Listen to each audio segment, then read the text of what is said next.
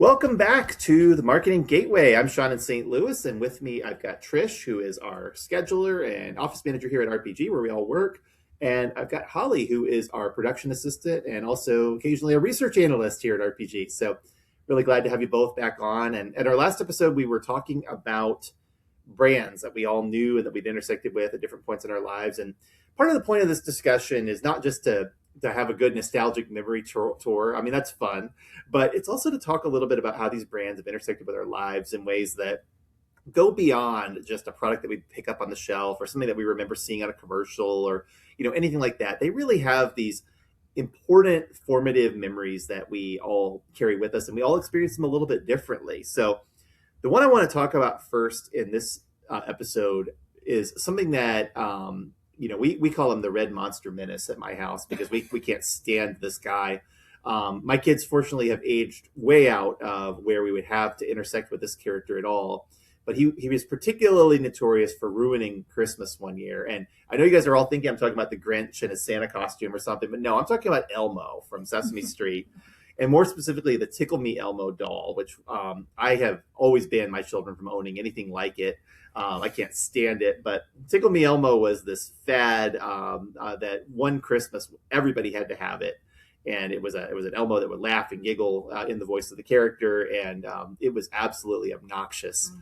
So, Trish, do you remember these things? You probably didn't have kids by the time that was out, right? Yeah. Oh, did you? Okay. So, what do you remember about Tickle Me Elmo? My oldest, she was very young at the time, but my mom and my grandma went out and they were on a mission to get this child, the first grandbaby, the Tickle Me Elmo, because she just had to have it.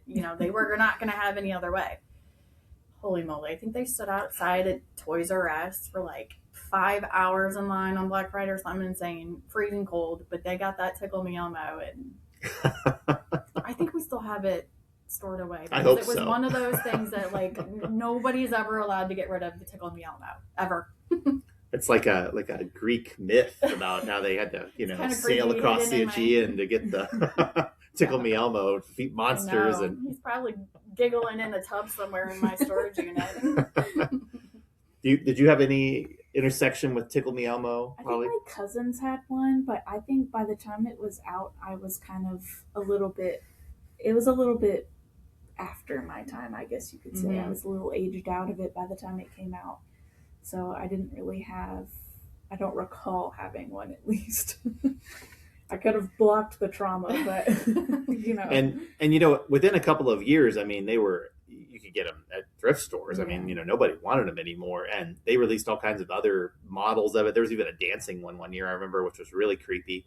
But it really lost its luster after that particular Christmas. But at the time, gosh, everybody was talking about it, and people were hoping they could score one so they could sell them online for lots of money. And and that was kind of at the time where selling things online as a speculator, where you're trying to make money and sell things at a profit, was kind of getting to be a big deal. Another eBay, right? Yeah, eBay. Mm-hmm. Furby. I've always heard Furby was one of the things that made eBay profitable because Furby was another toy that was very popular one Christmas, and people were selling them like crazy online. Zuzu Pets too. I remember that being a big fan. Zuzu Pets, yeah, those were wild.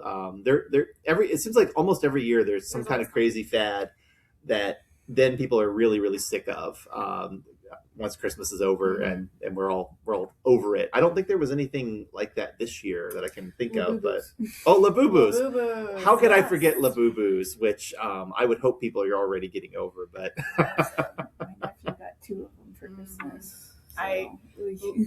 Luckily my daughter didn't care about them this year, but I did have a friend of mine call me to ask where we get them because she was searching high and low for one for her niece, and I think she found one, but those were, from what I heard, hard to find this year. And yes.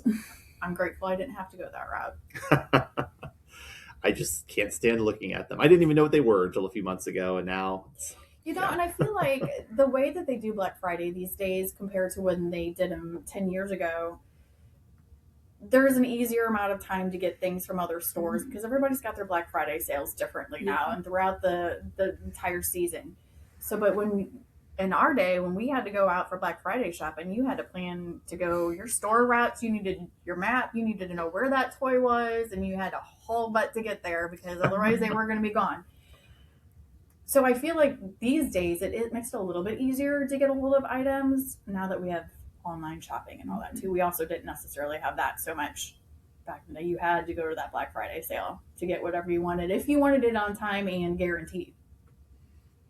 Listeners who bothered to listen to any of the episodes I put up earlier in the year know that I am not a fan of Black Friday, having had to work it a lot as a retail employee. But definitely one thing that you had mentioned that I wanted to bring back up was Toys R Us. Toys R Us was a place I avoided like crazy on Black Friday, but Toys R Us is no longer around as a brand. I mean, they're still in Macy's because they kind of acquired the brand and made a little pop-up store, but like the company itself is defunct and gone. And Toys R Us for me that was like Mecca, that was going to this place where I could see all the toys, and there were other toy stores like it. There was Children's Palace, and there were a few other brands like that, but Toys R Us was the one that endured the longest. I even worked there one summer. I worked at remodeling a store in Champaign-Urbana where I was going to school. But when Toys R Us closed, my son cried. He was very upset. He was probably about 4 or 5. He was just upset that he would never be able to have that experience again and going to a store like that. My daughter did too. She was so upset. That was her favorite place. I was so upset. Yeah. We would take Toys R Us. We would take the girls on their birthday because they would always do the birthday crown and do like a little special thing for them. And when she was really young, that was her favorite thing to do on her birthday, was to go to Toys R Us, pick out a prize and wear her crown through the store because she got all the attention and all the happy birthday. She loved it. So it was very sad to see that go.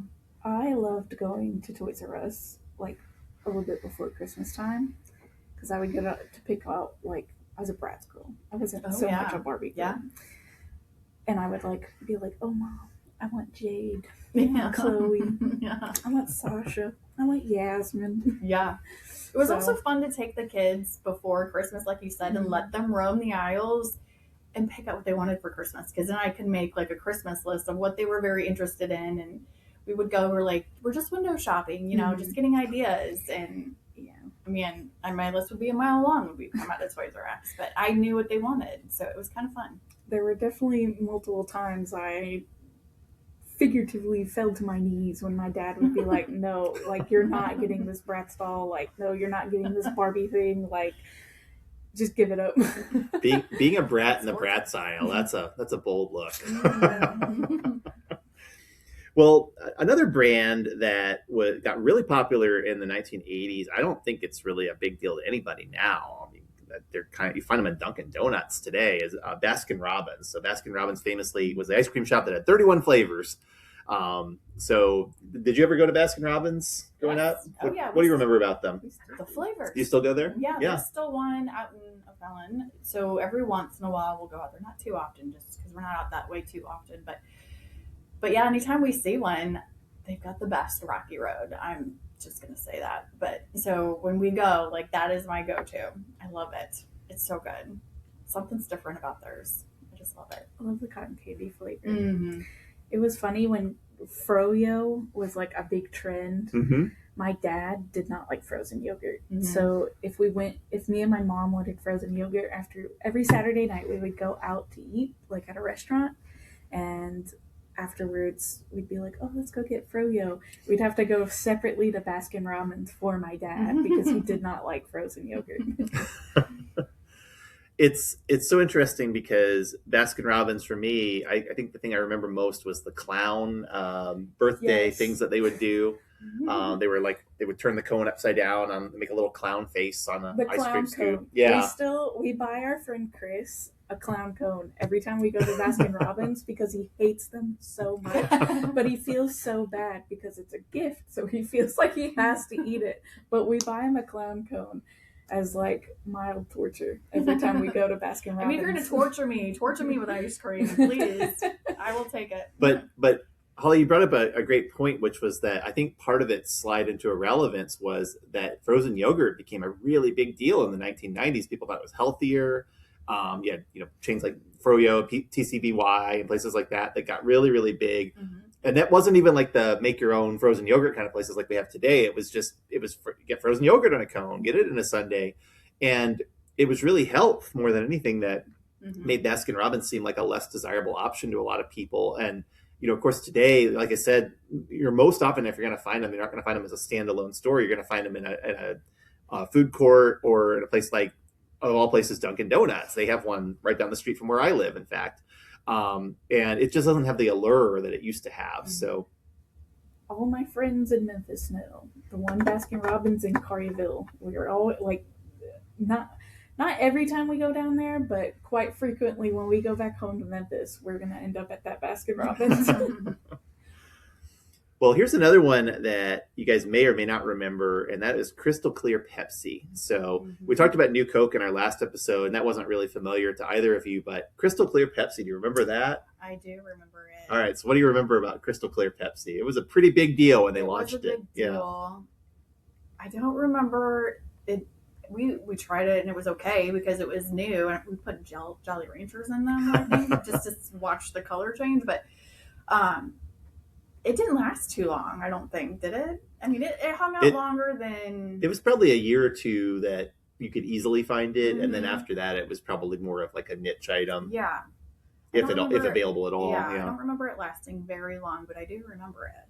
I just remember the huge ad campaign they did for it, where they had, was it the Van Halen music or something like that? It was some kind of big rock song that they were playing along with it, and it was a big marketing push. I mean, they pushed this thing like it was the future of soft drinks. The idea that you could have cola that was clear, like Sprite, and it didn't taste that different from regular Pepsi, but it felt different because it was just, it looked and it had a different viscosity to it, I guess. I don't know.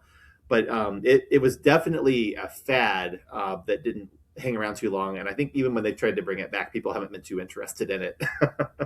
Did you ever have it? I don't remember Crystal Clear Pepsi. I remember when they turned Pepsi Blue. Oh, yeah. I remember Pepsi Blue because I would take a can with it, like my mom would pack it in my lunch. And I would always... This is kind of gross, but I would always do the thing where you when you're switching mouthwash and you tilt your head back, and I'd be like, "Look, guys, it's blue." And I was in elementary school. Cut me some slack. Pepsi flavored mouthwash. Wow, they're missing a market there. Yeah. My son the other day was he's 12, and he was lecturing me on Coca-Cola Black, which he can't possibly have ever had because it came out like 10 or 15 years ago. But it was Coca-Cola infused with coffee. And it was absolutely terrible. I remember a friend invited me to try one when she got a 4-pack of them, and I thought it was one of the worst drinks I've ever had in my life. But somehow he is aware of it without ever having drank it. So sometimes these brands can really stick around a lot longer than you realize. Well, I wanted to include a brand that Holly has an affinity for, and so I thought, why not? Hello Kitty. So Holly, tell us a little bit about Hello Kitty. So Hello Kitty, I was definitely a Hello Kitty girl growing up. I had these little... I'm sure they're still in my parents' attic somewhere, but they were these little plastic toys, and I would play with them, and they would have different themes. So there was a bunny one, or she would be tan because she's in at the beach and stuff. She was just in everything too, and she's still around. I remember when we were in Kansas City last year for our best practice summits, and we went to the market, the farmers market. I think that there's a Hello Kitty store in the little shopping area down there we went into. So if we go for next time we go best practice summit, we'll definitely have to go hit up the Hello Kitty store. Well, I do remember there used to be a Sanrio store in the Nashville Mall because my brother played soccer growing up. And so we would travel a lot, and oftentimes it was to places like Tupelo and Nashville because they were within reasonable driving distance to Memphis. And so they had a Sanrio store, and I would remember every time we would go, I would beg my parents to go into the store. And for a while, I kind of fell off of it because I was like, that's so immature and childish. But now I'm back on it. And so now my mom, she's always got a go-to for a gift, a Christmas gift or a birthday present. She knows she's got to get that Hello Kitty fix in for you, huh? We went to California a couple of Christmases ago, and my kids wanted to go to the Sanrio stores and to the Hello Kitty cafe, so I got to go. There were a bunch of them out there, so we did all of that. I got to learn a lot more about Sanrio than I ever knew. Sanrio, for listeners that don't know, is the brand that Hello Kitty comes from. Hello Kitty is just the most prominent character because she was the first character, and she's not a cat. She's a girl that looks like a cat, right? Isn't there some mythology about that with her? I don't know. I think that's just a myth that somebody like came up with. I pretend I do not see when it comes to that. But like, yeah, I feel like a lot of the other characters have become a lot more popular recently too. Like Cinnamoroll. Mm-hmm. Cinnamoroll. That's who my kids really like. Yeah. My Melody and Kuromi are also pretty popular. Pochako was getting up there. He was always like when I was a kid. He was one of my favorites too. He's the little white dog with the black ears. I thought he was so cute.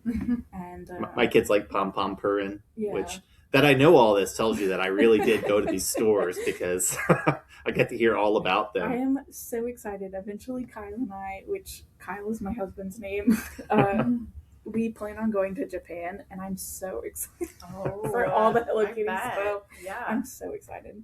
Well, we were playing a game when we were driving around in California called "Is There a Sanrio Character for It?" And my son or daughter would just name some absurd combination of things. Then we would look on the web to see if there was, in fact, some kind of character that matched that description. And most of the time, there was. Of all weird characters, I am partial to the Tooth. I can't remember his name, but he's a tooth. It's just a tooth. He's so cute, though. I just love him. Well, just as Pokemon has weird monsters that are key rings or piles of garbage or ice cream cones or things like that. Chandeliers, yeah, teacups, tea kettles. Sanrio has a character for just about everything too. So, well, another adjacent brand to that, especially if you're going to be going to Japan, is PlayStation. So PlayStation, after Sony kind of fell into a little bit of irreverence following the trying to capture the music scene, they got into the video game world and they really came on strong with the PlayStation. And there's a fun history behind that of being spurned by Nintendo, who they've been co-developing this technology with, and Nintendo decided to pull out. And Sony said, well, we'll beat you at your own game. And they really did. I mean, they launched the PlayStation in 1995, and it wound up becoming a huge global success. But what do we know about PlayStation? You said you play yours all the time. I've got a PlayStation 4 and 5 and many other of the older systems as well. And what does PlayStation mean to you, Holly? I mean, I grew up playing PlayStation. Like, that was what my brother... I mean, I did eventually have my own Xbox 360, but after that, I did get back into PlayStation. So, like, that's what me and my brother would play a lot growing up. I remember, like, there's this one really obscure, semi-violent... I probably shouldn't have been playing it that young, but, like, it's called Fur Fighters, and you're, like, these little stuffed animals, and like you're trying to get their babies back and stuff. And then I would play The Sims, specifically Castaway, on my brother's PlayStation, and I would always get mad because he would never let me save it on his memory card because that was like precious real estate for him. So yeah.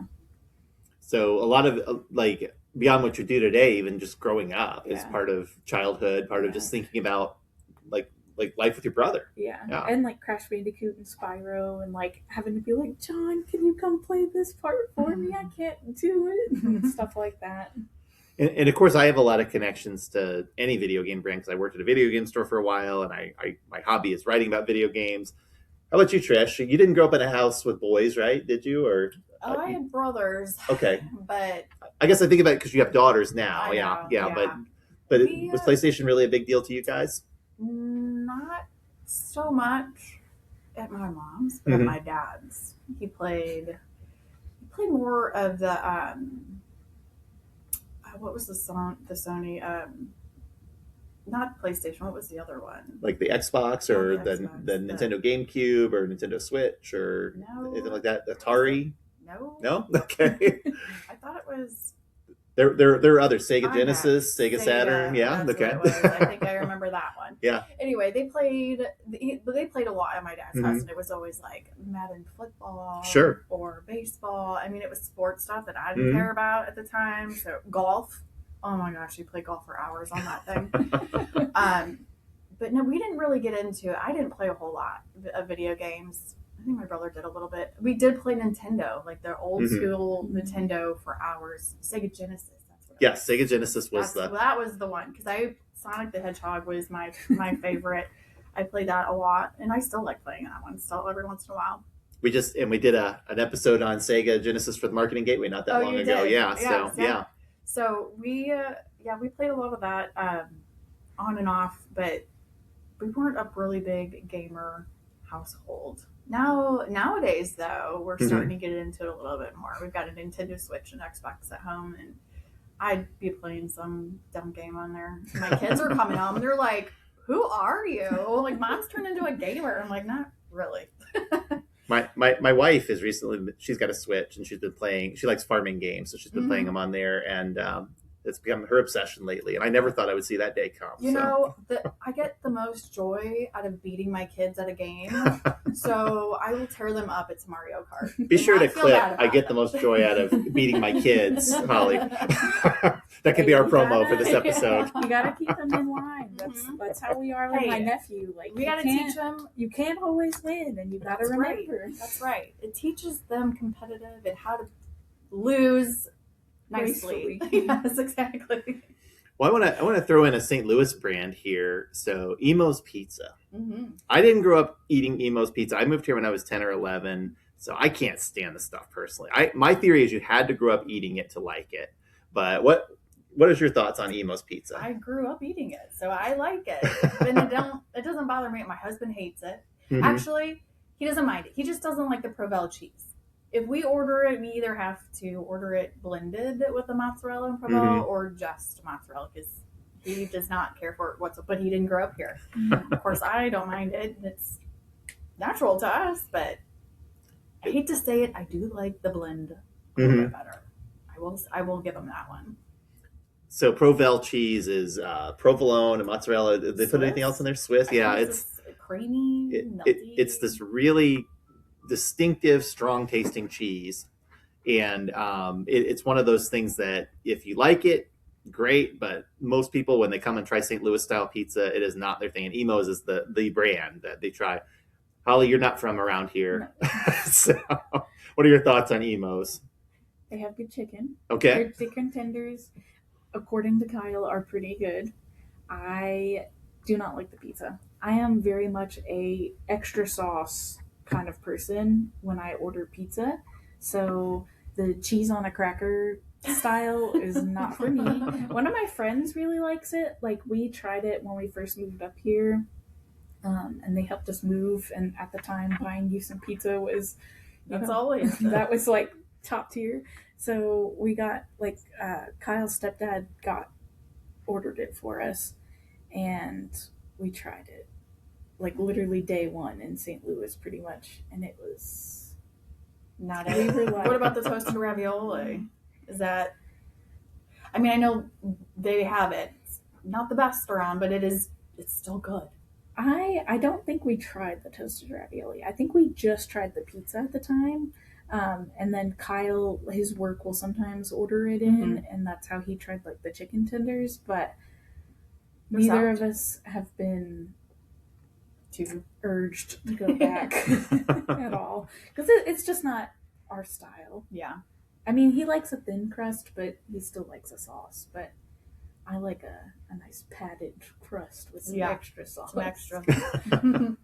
Just be thankful you're not around. I don't think they're around anymore. Cecil Whitaker's Pizza, which is are they still around? Yeah, they were another St. Louis chain that was even worse than Emo's. So sorry, any Cecil Whitaker's fans, but they had a bigger menu though. You could get a lot of other things there, and we used to go there. I think they had like specials on Wednesdays or something. We'd go every Wednesday and half price or something. I don't know, but it wasn't bad. Their other options were pretty good. But I will say I do like Emo's salads. Their salads are pretty good, which you wouldn't necessarily care for because it's loaded with meat. And the problem with the curse of the vegetarian is you can't eat salad that has meat in it. So just have to eat boring old regular salad. So also here in St. Louis, we have, we're a big sports town. I'm not a big sports person, but there definitely I've been to a Cardinals game. I don't think I've been to a Blues game. Now that I'm thinking about it, I think I've been to college hockey, but not to the actual Blues. I've been in the arena. I just don't think I've ever actually been there for a game. Really? but definitely, we're aware of the Blues. I mean, the Blues are perennially never could win the Stanley Cup, and then finally did Then one we year, did. and haven't since. But so big sports town. I know you're more into sports than I am, Trish. What when you think of the Cardinals, what do you associate with the Cardinals? Oh, well, just home, because it's St. Louis and we have great Cardinal fans. And, I know the last few years things haven't been quite as exciting at the stadium as they were, when we had McGuire and, I mean, all of the big guys, Pools and just a ton of it. I mean, I don't know the players as much as I used to, because I haven't, after COVID, kind of faded out a little bit of going to the games, but it sounds like they're making a comeback. I hope. I mean, I'm more of a football person. I love football. So, and yet you live in St. Louis, where we've gotten rid of two football teams. I know. We're not doing great, guys, here. We got to step up the game.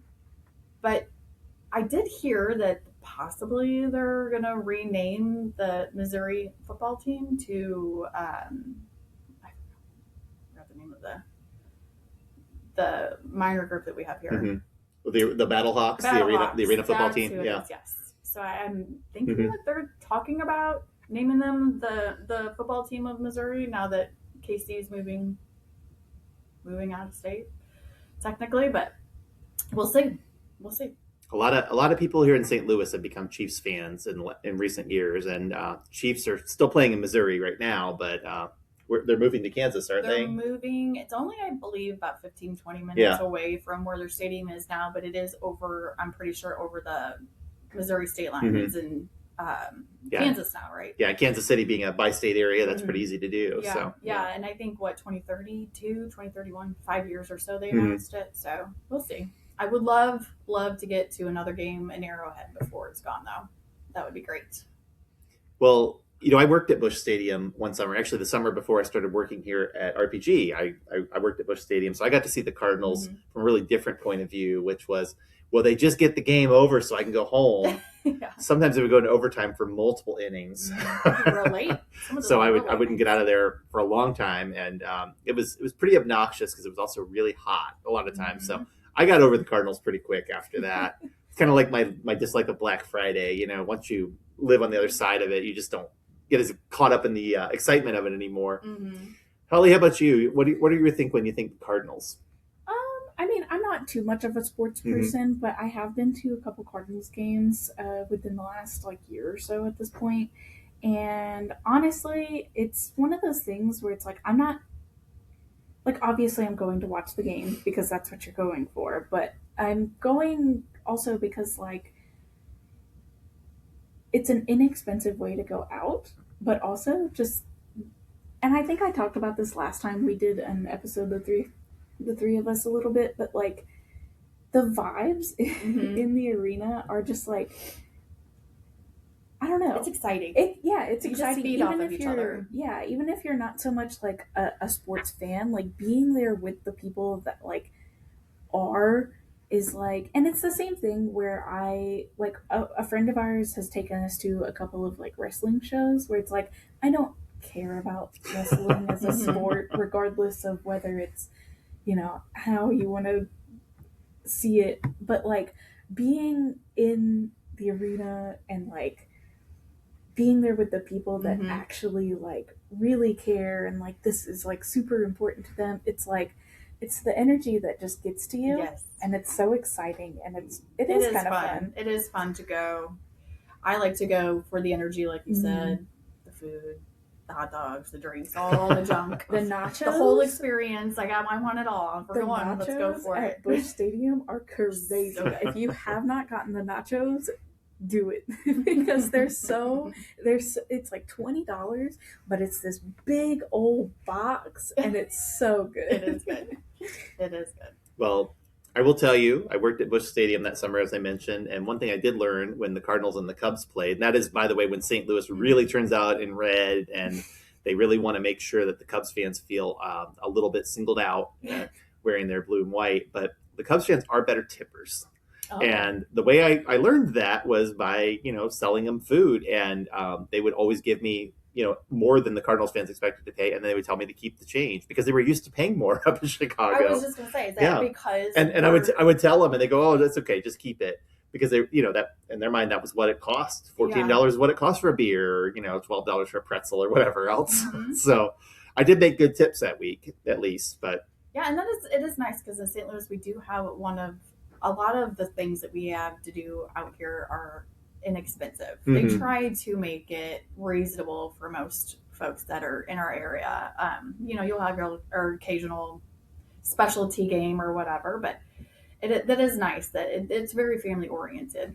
And if you go on a theme night, I think like we went to Pride Night and Hello Kitty Night last year, and both times, granted, we were pretty high up, but like you still had a pretty good view of the field, and tickets were only like $30 for where we were sitting, and that included not only like your seat, of course, but also like the little thing that they would give out for theme night. So I think for both of those, it was just a jersey that was,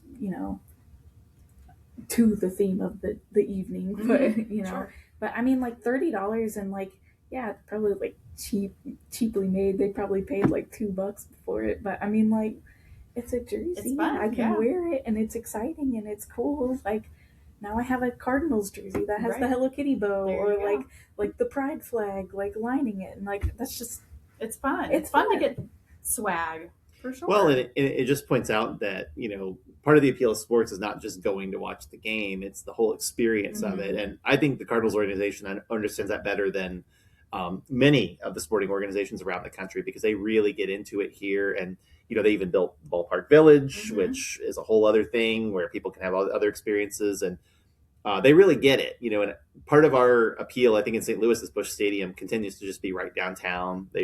They rebuilt it over the old one, but they never moved it. They kept it right there where it was visible, and you drive right by it. I drive by it every day when I come into the office. So it's front and center. It's not like in other towns where it's kind of on the edge of town or kind of, buried behind, less desirable areas. It is right there in the heart of the city, and they take it very seriously here. It's also really easy to get to, especially for us on the Illinois side, because you can just jump on the I think it shocked my mom when she came and we went to Hello Kitty Night. It was just right there. It was just right there on the MetroLink, and it was so easy. And I think she was just shocked at how like easily accessible it was with like public transport. Well, as dull of a game as I think baseball is, I think the Cardinals do an admirable job of. I mean, they pull people from hundreds of miles to come to Cardinals games, and they do an admirable job of making that a great experience. Well, I want to ask about one more thing as we wind down here, and that is something that's coming up here in stores pretty soon. So the Christmas stuff's all gone. Valentine's Day stuff's up. That won't be up for very long. But then after Valentine's Day comes Easter candy. And with Easter candy comes the Cadbury chocolates, which I don't know why they're associated with Easter here in the United States. In Europe, and especially in Britain, where they're from, they are associated all year round. But Cadbury, the chocolate, especially the chocolate cream eggs, will be out. And I know Holly's a big fan, so I wanted to ask Holly, tell us a little bit about Cadbury. And I want to mention Holly has family from England, so it's additionally interesting to hear her talk about it, because she has a different connection than most of us do. So I mean, like obviously, I'm not. This might be controversial. I'm not too into the chocolate eggs. Okay. I used to be more so like when I was a kid. But like as I've gotten older, it's just the inside is just a little too much. They're very sweet. So like I think like Cadbury as a whole, like for me is also because like you said, my dad is from England, so of course like we go over there and we get the chocolates and stuff, and so it's nostalgic in a way. And I also remember when I was a kid, and I've been the last couple times that we've been back over there, I've been begging my dad to take me back, but it's Cadbury World, and it's like a not an amusement park, but it's like a museum, kind of sort of, yeah. It's like it kind of they go through like the process of making the chocolate and stuff, and so like it's one of those things that's like it's always been around for me, and I every time we go, you can bet half my suitcase is Cadbury chocolates, and I'm praying that they don't pull me aside in customs. How about you, Trish? What do Cadbury mean? Anything special to you? It like you said, it Mhm. reminds me of Easter. Mm-hmm. I always enjoyed getting them, Mm-hmm. and they were messy and they were Yeah. fun to play with as a kid. But like, I don't necessarily remember like thinking, "Oh, this was my favorite thing in my basket," but I do remember getting them. I remember the commercials more than anything. The bunnies. Yeah. The bunnies and the lion pretending to be a bunny and Mm-hmm. all the different like little animals that they had. But so yeah, I mean, I remember more of the marketing for it than caring necessarily about the actual candy. Yeah. But when you see it though, it does bring back memories of childhood Yeah. and Easter, you know. And I think it's so interesting that if you go to the UK, I mean, you can buy Cadbury chocolate all year round, and it's actually different in England than it is in the United States. In the United States, it's made under contract, I think, by the Hershey Company. It's not the same. It tastes different. And when you have it in England, it's creamier. It's not quite as sweet, but it's sweet in a different way, right? Wouldn't you say? I mean, From what I've Mhm. heard, I don't know how true this is, so don't quote me on it. But I think what the difference is in England they use more milk Mhm. in the chocolate, whereas like in America it's more of the like cocoa Right. flavor. The Why cocoa would butter. they change it? I wonder. It might have to do with the ingredients, or it might also have. They have higher regulations in a lot of European countries for chocolate and what it can be than we do here. As So, the words were coming out of my yeah. mouth, I was like, "Well, this is America."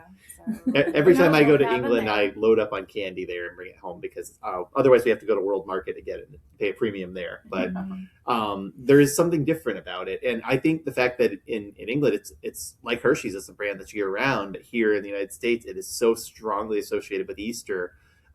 Is an interesting point about marketing. Well, let's close out by just talking about candy in general. So, when I was a kid, we would go trick or treating, and we would get all kinds of weird candy that I would never see any other time of year. And I'm talking about things like Zagnut bars or Chico sticks or Zero bars or Good and Plenty's the worst candy ever. I hate licorice. Or things like that they were strange candy you just didn't see any other time of year. What kind of candies do you guys remember that aren't around anymore, but that were really meaningful to you growing up?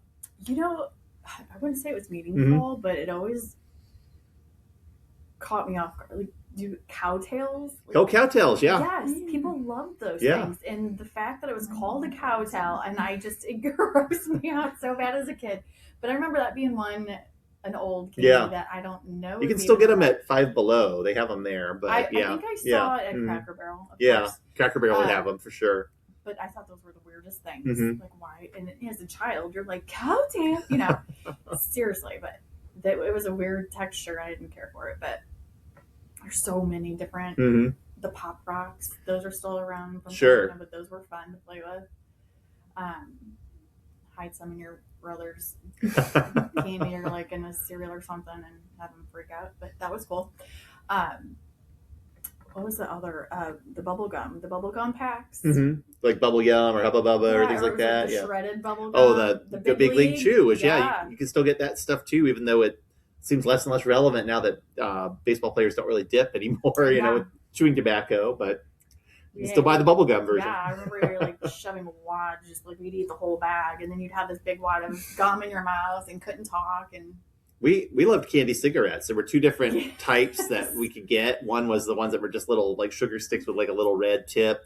But then there were other ones that were bubble gum that had like a paper wrapper and powdered sugar, and you can blow and they puff out smoke. Yeah. I forgot about those. We had. I don't know if those are legal to sell anymore, but we definitely liked them as kids. They are somewhere because my friend did get me a pack of the sugar stick ones. Yes, like literally like last year. So they're somewhere. Isn't that funny? Like the things that we would never think about, like marketing these days or giving kids candy cigarettes.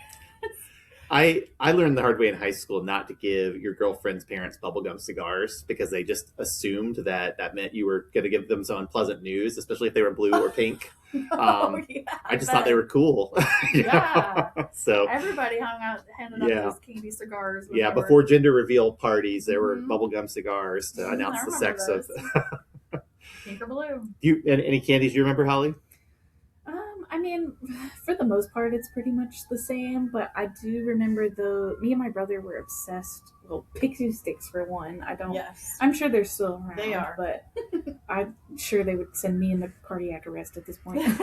But like pixie sticks, I used to go feral for those. Like anytime we would go, my mom would go to Mike. She would drive me to Michael's, and my payback for going to Michael's was a pack of pixie sticks. And then also And they had those really long. Oh, yeah. the big The mega ones, or yeah. And like I also remember the little juice bottles that were in like it was Mhm. like the little juice in the Little wax Coke bottles. wax Yeah. Coke bottles or something. Yeah. Me and my brother loved those. We like those too. My kids actually have tried them from time to time, and they like them. And I'm like, now I'm thinking, like, how did we like this stuff? Like, literally just whack. I mean, whatever. Well, the one candy that I will never require my children to ever try are circus peanuts, which are these like marshmallowy Mhm. orange awful Mhm. candy. Ribbon candy and stuff like that old people used to offer us were also pretty terrible, but circus peanuts were the worst. And In England, I mean, I'm sure they have them over here too, but I just don't really see them as much. Mhm. But like doing like the bags of candy is a little, or at least used to be a little bit more popular over there. And they would do chocolate mice, and they were just big old pieces of chocolate in the shape of a mouse. And I just love those. Fantastic. Well, Holly, after hearing about your love for pixie sticks and also your meltdowns in the toy aisle, I'm getting a picture of your childhood that's really different from the person I know today. So it's been fun, and Trish, it's always fun to catch up with you too. Since we've had such, even though we're closer to the same age, we had very different experiences. So. Mhm. Well, I think really to kind of close out, what is valuable about having the conversations like these is just to remember that these things that we intersect with, that we buy, that we use, that we think about, that we obsess about, sometimes they have these meanings to us that go a lot deeper than just, oh, I went to a store and thought about what kind of detergent I wanted to buy and picked up detergent, or I thought about what kind of toothpaste I wanted. I mean, we could go into brands like that. And we probably would have just as strong of opinions about those things as we would about some of these more fun things that we've talked about.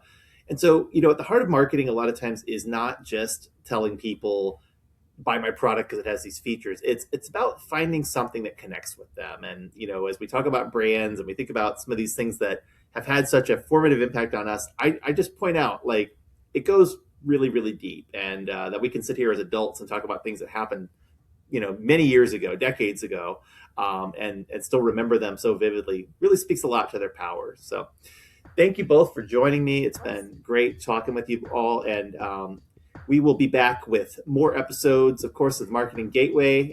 I'm Sean in St. Louis, and thanks again, Trish, and thanks again, Holly, and we will see you next time.